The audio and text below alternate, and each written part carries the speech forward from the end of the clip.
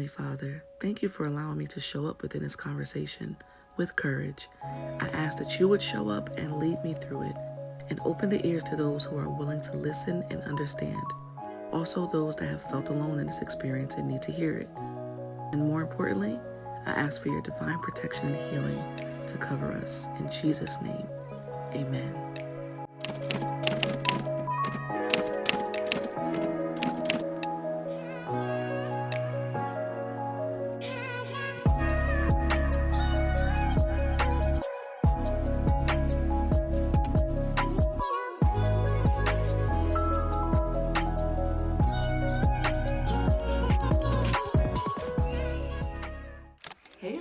Welcome back to my channel. If you're new here, go ahead and hit that subscribe button. Also, go ahead and hit that notification bell so that you don't miss any future vlogs. We keep it funky on this channel, and also, as I like to put in my description in case you never read it, which is okay because I don't be reading the descriptions either that much. But this is absolutely a safe space. This is a place where people can come to watch my vlogs and listen in on topics that may be a little taboo or may hit close to home or may be sensitive, but we keep it real here. But we live our truth, we speak our truth, and we grow together. So if you've been following me thus far, I'm so grateful for you. But definitely spread the word and share with your friends and family and anyone else that you feel can relate to anything that I discuss on my channel or what you may see, just my day-to-day life or whatever. If you're a mom, or if you are expecting to be a mom, or you're a new mom, or you want to be a mom in the future, no matter where you are on your journey, or even if you're just a fellow sister, you know, all the ladies, I got love for the ladies.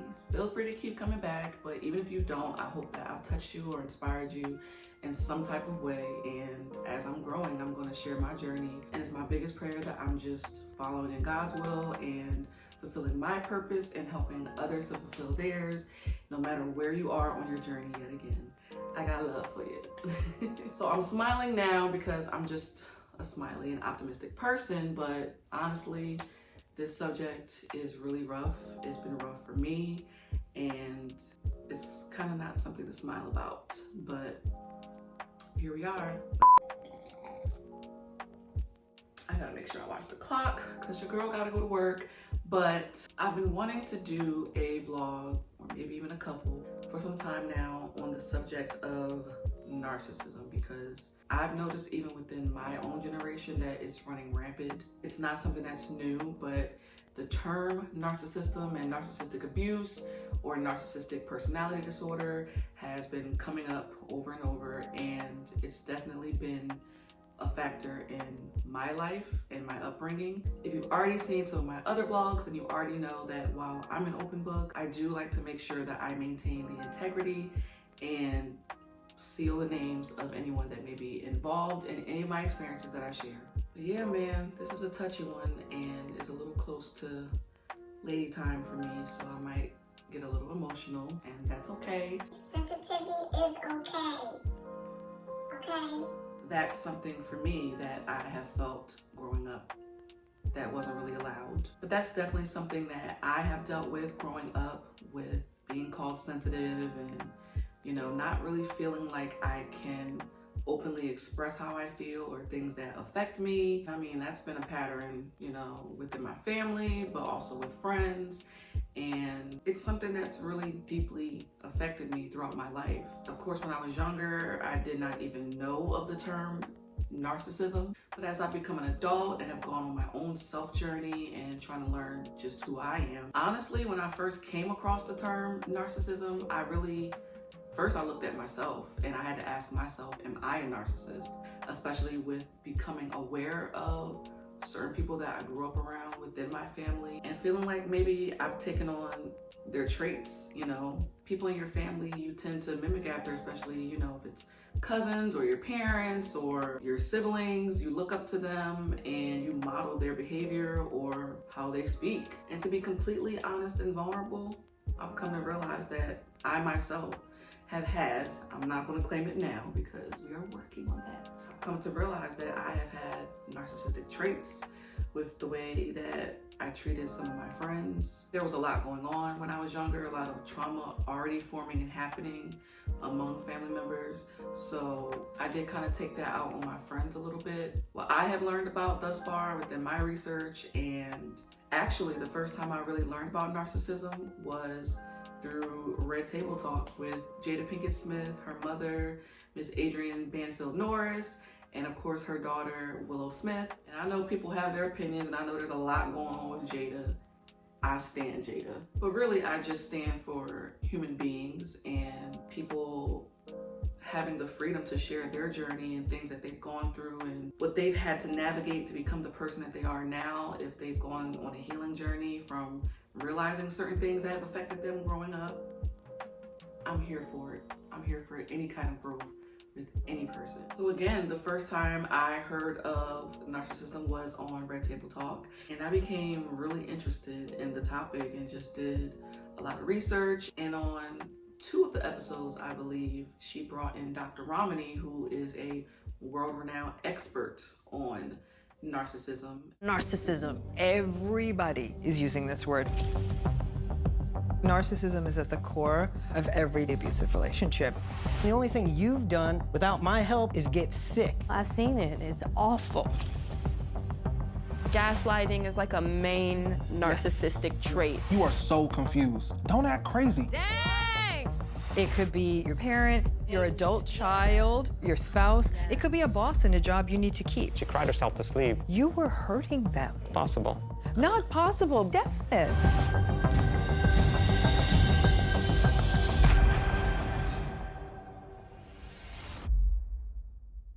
What I've seen and listening to her podcast, Navigating Narcissism, she is amazing. She really knows how to get in there. She speaks to narcissists. A lot of her clients are narcissists, and it's amazing how prevalent it is and how a lot of us may not even know if we have narcissistic traits and may not even know if you're a narcissist yourself. So the 2 main types that I have learned about through Dr. Romney is malignant narcissism and covert narcissism. I've also discovered that gaslighting, I know everyone has heard that term because that's a trend now these days as well. And that's kind of what I've dealt with among people, is unknowingly gaslighting and realizing that I was gaslit a lot within my upbringing and then just spewing it to people before I really knew myself. I do feel that I have attracted narcissists in my life because of that trait, but also once I became aware of myself and aware of certain traits that I may have,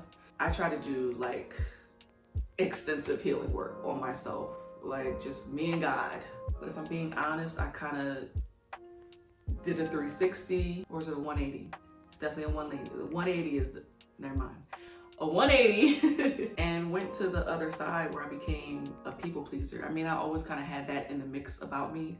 Growing up as well, I was on one end of the spectrum at all times. I'm either being this or I'm being this, not knowing how to say no, and sometimes even not being as truthful or withholding information or saying too much information out of fear that people would leave my life or I wouldn't be accepted, I wouldn't be wanted. But as I became an adult, I really kind of delved more into the people-pleasing end of the spectrum. And because I had so much guilt with, you know, how I may have had an attitude with people around me or not knowing how to express my needs or my wants or my boundaries more than anything, I felt just bad and really guilty and just started to let people walk all over me, to be honest. Saying what they want to me and just allowing people to talk over me all the time. Like, that has been a trend with some people in my life. I can think of one in particular, but definitely many people I've let just, no matter what I'm saying out of my mouth, they just dominate the conversation. But even within that, I've tried to just say, you know what, maybe I haven't been the best listener, so let me hear these people out. Let me hear this person out. If it's my friend or my partner, let me just learn to listen, because I've done a lot of talking myself, you know. So I felt that sometimes maybe people just want to be heard. But when I watched Dr. Romney on Red Table Talk, I learned that that's actually a trait of narcissism, when someone doesn't really want to hear what you're saying. Like, I mean, it's like a pattern. It's like ongoing, where they're not just venting, it's just every conversation that you have with them, that they're dominating it, and even when you do speak, they're not really listening, and they may go to another subject or they'll invalidate your experience in some way. But I have to be real, I've definitely allowed that too much in my life to where it started to break me down. I've seen many days of deep depression, anxiety, and just episodes of just going down a spiral of self-sabotage, a spiral of self-hate in some ways. And that is a trait as well of narcissism, is deep self-hate. I can't say that I've had deep self-hate because there's always been this connection between me and Jesus where he don't let me do that. He shows me how he loves me, and that in turn helps me to love myself. But there's been many moments where I didn't, and I would sabotage relationships around me, or more than anything, I would sabotage relationship with myself, neglecting my future plans and what I want to do with my life, and not really honing in on my crafts. And the fact that I'm a healer and I've accepted that you're going to come up against a lot of different battles when you are a healer and you're someone that's meant to inspire or encourage or be a light to people or draw people in to learn to love themselves and to know who God is and allow God to be a guiding light for you. So I've dealt with a lot of different internal battles that honestly I don't regret. I've had to go through them because I've had a big stubborn head for a long time. I've dealt with having a avoidant personality where, you know, once I became a people pleaser, I stopped feeling the need to stand up for myself or always defend myself, because I did that a lot as well. But it started to turn into just avoiding any kind of conflict, which isn't always the best, because then you're starting to ignore your own boundaries and avoiding any kind of pressure or anything that may feel hard or too difficult to deal with. And then where's the healing in that? You can't heal until you confront the shadow parts of you, those dark parts of you that need to be addressed, even if they're not your fault. Even if you've dealt with things in your upbringing or your past or any part of your past before now, you know, anything that has ultimately affected the course of your life and how you think, how you move about, how you show up in your friendships and your relationships, until those are confronted, you're gonna be stuck for a long time. Take it from me. I'm about to turn 32 in a few months, and I'm finally in a place where I'm putting me first, I'm putting God first, like all the way. And really just praying for God to continue to heal me and work on myself and to fulfill the purpose that has already been divinely set forth for me to fulfill. But how I've learned that I'm not a narcissist, the fact that I would even try to do a self-evaluation to see if I am, may not fully indicate that you're not, but you may have some narcissistic traits. But it doesn't mean that you're a full-blown narcissist if you have the ability to even ask or worry about you being one. And one thing for sure, I am an empath. I'm very empathetic towards people. I do not like hearing people talk about people or gossip. I mean, you know, we watch reality shows and we might talk about stuff like that, you know, and banter and get a little tea. But I mean, just someone sitting in front of me talking about someone that I know, but even people that I don't know. And probably because I've had a lot of rumors or people talking about me as I was growing up, calling me all types of obscene names that were nowhere near true. That kind of affected me with becoming a people pleaser where I've been judged. So I really despise hearing anyone be brutally judged, especially if it's about their appearance, their weight, their skin complexion, their personal lives, no matter what it is. But unfortunately, that is a big trait of a narcissist. They lack absolutely any and all empathy towards anyone. I've been told in front of one of my prior partners, I'm not going to say which one. I remember there was a time where if I cried in front of them, then to them that was me emotionally manipulating them. So I just made sure from there on out, I did not cry in front of that person if I could help it, because I'm human. But I would go in the bathroom or in my bedroom and bawl my eyes out. And to be honest, I would hope at some point they would learn to care, but They just didn't. And that's the thing about a narcissist that I've learned through research, that they don't change. Even if they go through therapy, as Dr. Romney put it, all the things that you need to be in a relationship, or, you know, with any relationship, empathy, kindness, acceptance, you know, you being there for people, that's here. And a narcissist, they're here. But even with therapy, you might be able to get them to come to here. But there's always going to be a huge gap in their growth, and it takes a very, very, very long time to break that cycle or that habit, because narcissism, I've come to learn, is actually a personality trait. So if you describe someone as being kind, or oh, you're a jerk, or you're arrogant, you would say someone is a narcissist. But specifically for me, I have dealt with narcissistic abuse. For example, you know, you feel like you cannot get through to this person no matter what. Even if you're not yelling, you're speaking calmly to them and you're explaining to them what you feel or what you need, and it may be something that is opposing to how they see themselves or how they want people to see them. Then they completely flip it on you. You're the problem. They bash you. They say anything to hurt your feelings and to completely deflect from themselves. And also, to give an example, to be honest with you, this was kind of the start to an ending of one of my relationships. I mean, we were already on our way there.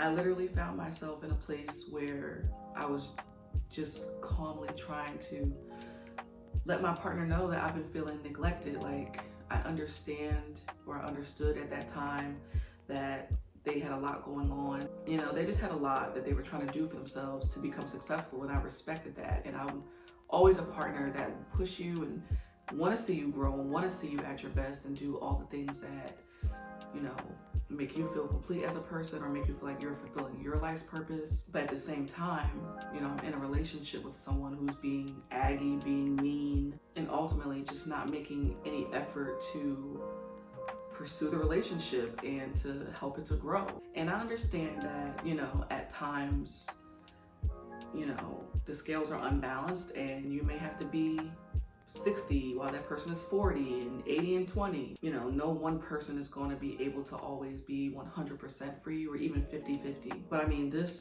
situation was on another level. So I felt like I couldn't hold back my feelings anymore and just needed to let that person know, like, I feel neglected. And I tried to say it in a vulnerable way where I thought would get through to them and they would understand. And then of course, they know my trigger buttons. They know what to say to get me to a heightened place. And then within knowing that that's something that I myself was working on, and I'm not perfect, and sometimes I might spaz out if I feel like I'm being unheard, or I feel like I'm not being listened to, because that's been a pattern in my life where I felt like I was surrounded by people that weren't hearing me or weren't really seeing me for who I really am. So I felt like, yet again, my back was against the wall, and honestly, my inner wounded child came out, and I just raised my volume. I'm not being disrespectful. I'm not calling them names.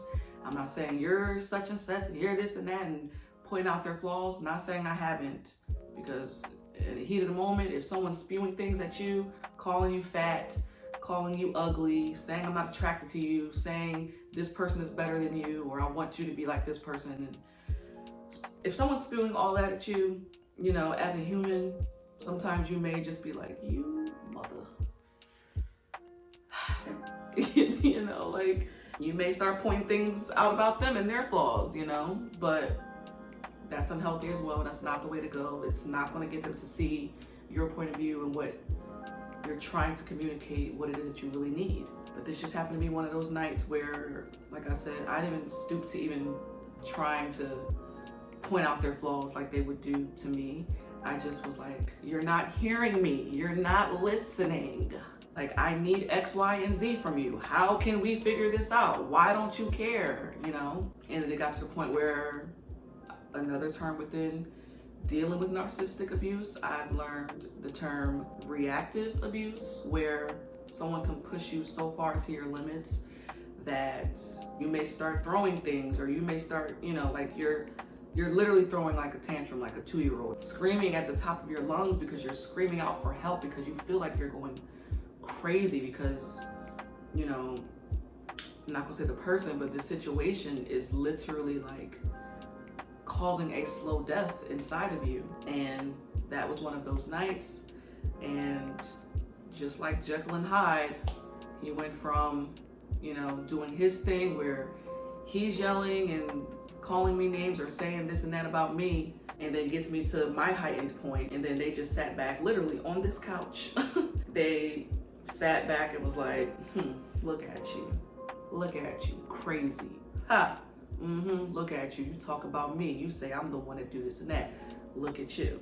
That is narcissism if I've ever seen it. That was something trying to destroy all of my healing work that I've been doing, trying to steal my freedom, trying to literally take my mind. And they were literally that night trying to take something from me that they said they would never take. I've also learned within narcissism that one of the main signs of you being gaslit by a narcissist is you feeling the need to record them, feeling like you want to have proof if anything were to ever happen, because a narcissist is very good at flipping the script and making it seem like it's you, creating some narrative like you're the problem or you did this and that to them, never taking accountability. Or they might throw in a little bit of accountability to make their story a little bit more believable, but never really taking any real accountability, even if they apologize to you. But the minute they feel like people know what they have done to you, they flip the script real fast. But you feeling like you need to record this person to have some type of proof. I'm not saying that's always the case. I'm speaking in this particular subject where someone is spewing out hatred towards you, pure hatred, and emotionally abusing you or even physically abusing you. You feel the need to whip out your phone and just make sure you have something concrete to say, no, this is what happened. And I have several recordings, and one of them was this person saying that they would not take something from me, and they ended up doing it when the relationship ended, and they said they wouldn't do that at the end of the relationship if it did ever end. You know, the final night where everything really blew up, they were trying to take that thing from me. You know, you're just scrappling, you're like, no, get out of my way, you're not taking this from me. And that was the night that I experienced a malignant narcissist, where this person turned around and said, I'm gonna make sure you never put your hands on me again. When it wasn't like I'm throwing bows, you know, I'm trying to get you out of my way from taking things from me. And it's not like it was the first time this person had put their hands on me. You know, I've had scars, I've had bruises more so than anything. I still have a bruise on my elbow to this day of being shoved down at one point and never really going to the hospital. So even to this day, if I put my elbow on the surface, it literally feels like a bunch of different pieces. Like it didn't fully heal. I just kind of let it naturally heal.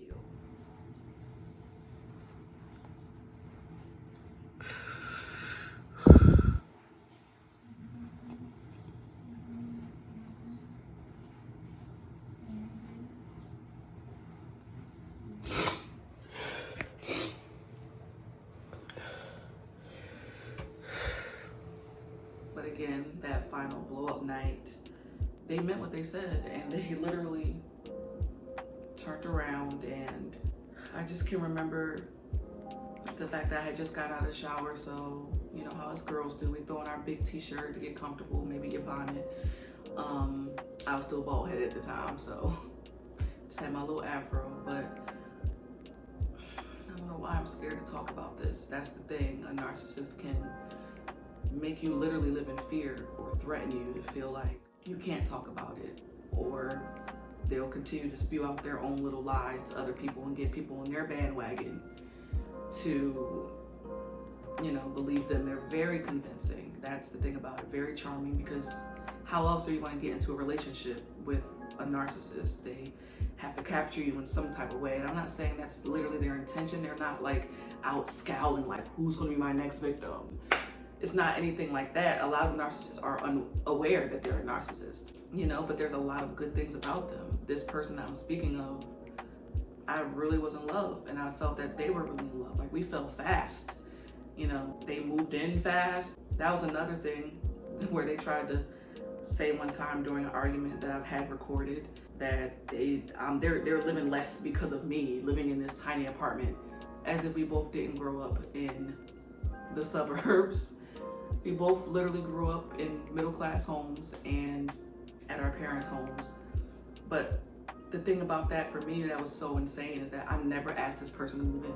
I never asked this person to move in. You know, they were my boyfriend, so I just let them come whenever they wanted to, and they would spend the night, and then that turned into more bags, more clothes, more of their things being here, and then next thing you know, we're just like, oh, you're here every day, you know. And I didn't mind that. I had always wanted that. I've always wanted a family. Went about it the wrong way, but that's what happened. But again, listen, I'm someone that will have a bunch of different details and bring it together to a point. So thank you for bearing with me. And I'm so grateful that I'm able to be in a space now where I'm healed enough, not fully, because dealing with a narcissist, it does take a long time to heal, and it affects your future relationships. And I may get into that on a different day, because I am seeing someone new, and this person is so patient with me and so loving, so attentive, so consistent with their behavior and showing up as themselves, and you know who you are.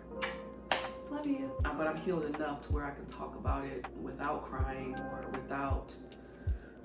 Sometimes I still have flashbacks, but it's not nearly as frequent as they were, and I don't wake up anymore in anxiety like I used to, like literal panic attacks, like feeling like I was just running for my life, because at some point I literally was. That night when everything happened, like I said, I got out of the shower and I had my t-shirt on, and next thing I know, after the argument and after things being taken and me telling them to get out, and they're trying to pack up their stuff and all of that, but me trying to get something back of mine, which I shouldn't have done, to be honest. My t-shirt ends up over my head, and I immediately got it from all the way off of my head, but it didn't stop there. Their hand went over my nose and my mouth, and they would allow me to gasp for air every now and then. And at the end of it all, you know, they wanted to say, oh, that was me just teaching you a lesson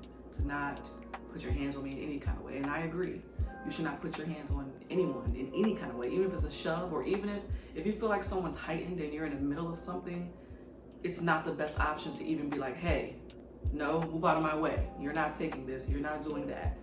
Let it be. Just for your own safety, if you've known this person has a history of trying to manipulate you or have put their hands on you in the past, let them be, let them walk away. That's your opportunity to get out of the situation, because it's very hard to try to get out of an abusive situation. And abuse, of course, isn't always physical. It isn't always, you know, just emotional, but it's everything. It's spiritual, financial, mental, it's everything. And take the opportunity when you have the chance. I chose to defend myself, and I chose to contribute to escalating the situation. I just did not expect for it to go that route or become that bad. Even with the little incidents in the past, the little shoves here and there or being pushed down, I didn't think that I would ever be smothered, you know, at the hands literally of someone that I loved, someone that my daughter bonded with, you know. And it literally occurred from the front of my house to the back of my house. My house isn't that big, but it went there, and luckily in my bedroom I found a lighter and was able to flick that in their face, and they retracted and they got off of me. And while being literally in my birthday suit, I took the opportunity to dodge for it and just left out the room. You know, every part of me didn't want to believe that this person wanted to like take my life. I really to this day don't think that that was their intention, but you just never know in a fit of rage what can happen. I literally could have lost my breath, you know, even with the gasps of air, just the lack of air, I could have went out. Like I said, I just beeline towards the front door, unclothed and all, and got out, went to my car, and just immediately started hyperventilating and literally praising and thanking God. Like, all I could do was say the name Jesus, to be honest with you. All I could do was cry out and not even try to blame my higher power. I wasn't going to be like, why'd you let this happen? I just was like, thank you, literally thank you. Because at one point within the incident, I'm literally begging the person, saying, please, I have a daughter, like, please, I don't want to die, I have a daughter. So the fact that I was able to get out of that and go to my car, I didn't even care that I didn't have clothes on. I didn't care if neighbors saw. Some people might say that's dramatic or this or that, but that was my response to the trauma that I just experienced. And I just was just so grateful that I was going to see my daughter again, to be honest, and to keep going. I knew that this person wouldn't stop coming around. I knew that at that moment I didn't know how to not allow them to come around anymore, because, to be honest, listen, I wasn't working. I was door dashing. I was getting some type of money using their car. I still didn't have my 9-to-5 yet, and they still paid some of the bills. But not only that, I just was very attached to this person. I saw so much potential and just so much about them that was beautiful, but that other side was just,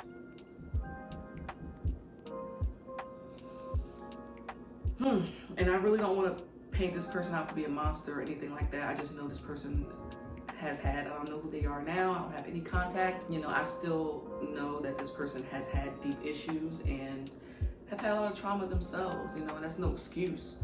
But that's what we do, we trauma bond. When you're still going through things that you haven't addressed about yourself and you're a people pleaser, you may very well attract a narcissist and attract someone that will play on that. I actually remember a time where this person said, to be honest, like, I saw that you had your own space, you had your daughter, and you had this peace about you, and I wanted part of that. And I took that as not them saying like they wanted to take peace from me, but I more so saw it as they wanted to be a part of my peace. Like, they felt like they didn't have much peace in their life. They had, just gone through certain things privately that they've told me, and, they just wanted someone peaceful in their lives.